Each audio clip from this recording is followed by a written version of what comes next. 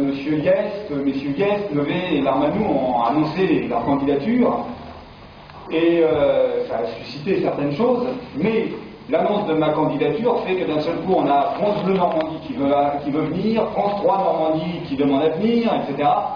Ça veut dire quand même quelque chose.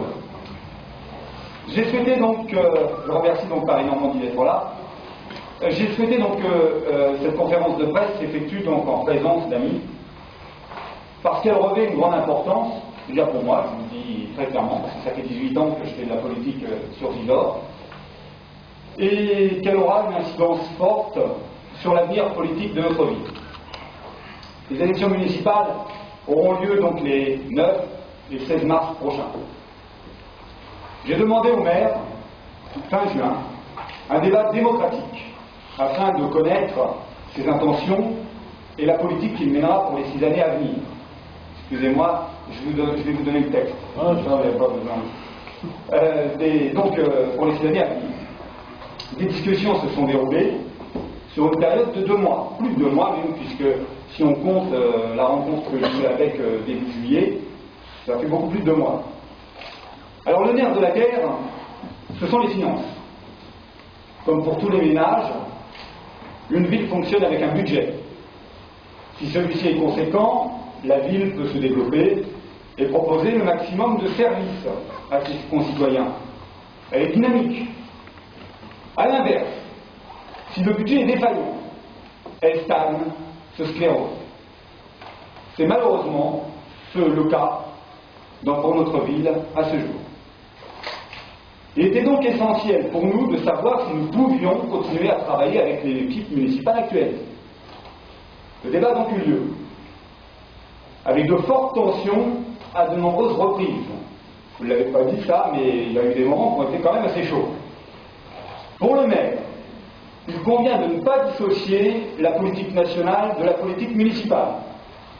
Il convient de se battre en permanence contre le gouvernement et de continuer l'action municipale comme si de rien n'était. En fait, donc, tout est de la faute des autres et jamais celle du maire. Pour nous, bien qu'il faille agir sur l'action des gouvernements, quel qu'il soit, lorsque l'on est un élu municipal responsable, on doit prévoir l'avenir et parer à toutes les éventualités. Et s'il le faut, modifier la politique à appliquer. Nous savons tous aujourd'hui que notre ville est asphyxiée économiquement et financièrement. Parce que notre budget est constitué de dotations de l'État qui, nous le savons tous, vont diminuer. C'est pas propre à Gisors, c'est pour toutes les communes. Parce que notre budget est constitué de la vente de biens communaux, dont beaucoup ont déjà été vendus. Et parce qu'enfin, notre budget est constitué d'impôts, qui, selon nous, ne doivent pas augmenter. Le maire, quant à lui, prévoit l'inverse. Donc, grosse divergence entre nous. Dans ces conditions, il convient de changer notre fusil d'épaule et d'agir autrement. Agir autrement, c'est comme je viens de le dire, ne pas augmenter les impôts. Car si vous faites fuir ceux qui paient dans les conditions dans lesquelles nous sommes aujourd'hui, comment ferons-nous pour offrir l'ensemble des services à tous? Agir autrement, c'est ne pas avoir recours à l'emprunt, ou le moins possible, jusqu'en 2012. Pour Marcel Larmanou, c'était 2009. On a réussi à le faire plier parce qu'il a fini par dire 2012 quand même, pendant les négociations. Donc date à laquelle le remboursement de la dette devient normal pour une ville de 12 000 habitants. Agir autrement, c'est loger les Gisorsiens sans pour autant construire à tout va. C'est prévoir justement la rénovation de nombreux logements existants, maîtriser mieux l'arrivée de nouveaux habitants, en leur expliquant bien le fonctionnement d'une ville moyenne de 12 000 habitants. Je ne veux surtout pas que Gisors devienne définitivement une cité d'emploi, de banlieue, parce que l'emploi et le budget municipal n'évoluent pas de façon proportionnelle à l'expansion démographique. Pour toutes ces raisons essentielles, parce qu'il y en a bien d'autres, la politique menée actuellement doit changer. Le maire actuel veut-il réorienter sa politique? Non. Il nous l'a confirmé.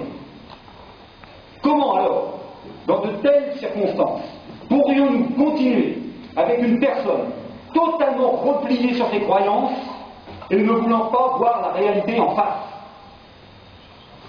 Une rupture est donc nécessaire à Gisors. Je suis le seul à pouvoir l'incarner. Je suis prêt à l'effectuer.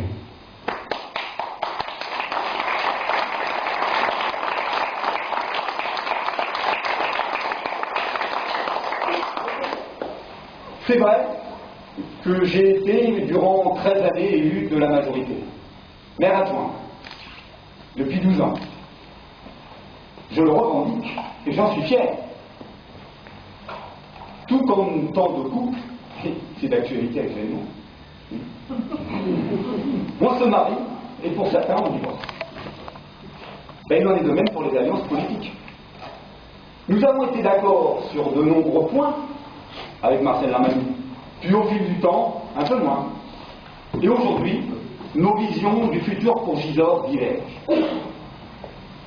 Je resterai respectueux du maire actuel, qui durant ses premiers mandats a su faire évoluer notre ville. Cependant, comme beaucoup, il n'accepte pas de voir qu'il n'est plus en phase avec la société actuelle.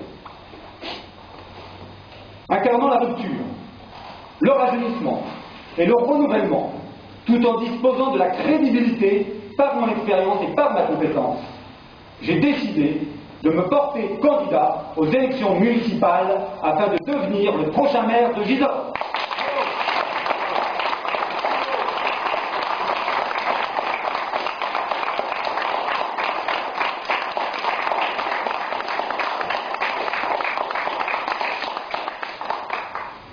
J'œuvrerai pour toutes les Gisorsiennes et pour tous les Gisorsiens, quelle que soit leur catégorie sociale ou professionnelle. Je suis socialiste. Tous les Gisorsiens le savent. J'ai mes valeurs. Je respecte les valeurs des autres dès lors qu'elles sont républicaines et démocratiques. C'est pourquoi la liste que je présenterai sera la liste du large rassemblement de toutes les Gisorsiennes et de tous les Gisorsiens qui veulent le changement sans aller vers l'inconnu, qui veulent être fiers d'être Gisorsiens et qui souhaitent pour Gisors un nouvel élan, un nouveau souffle, un nouveau dynamisme.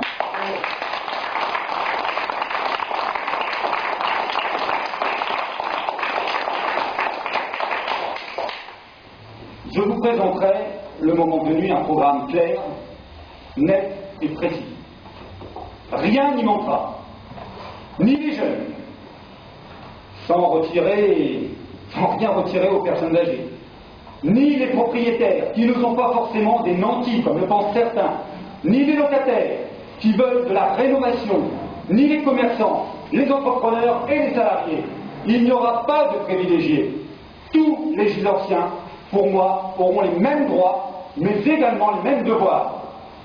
C'est ainsi que je conçois la politique, et c'est ainsi que j'agirai.